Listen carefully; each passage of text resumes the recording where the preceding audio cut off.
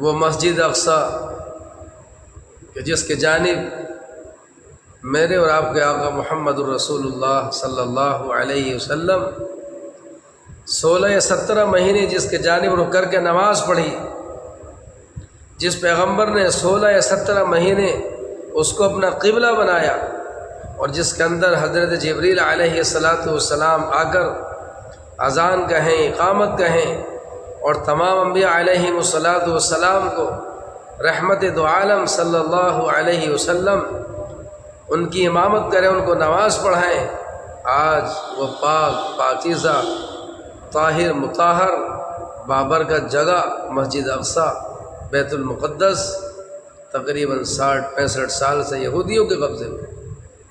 مسلمانوں سچ بتاؤ، کیا مسجد اقصی تمہاری نہیں ہے؟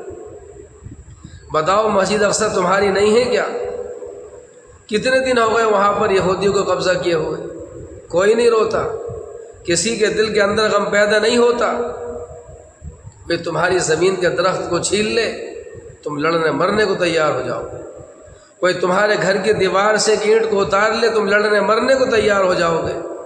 اور ہم سے مسجد اقصی چھن گئی، غیرت اسلام چھن گئی، عظمت چھن گئی۔ کوئی نہیں ہے جو رب سے کہہ سکے کہ اللہ میں اس امت کا صلاح الدین ایوبی بننے کے لیے تیار ہوں۔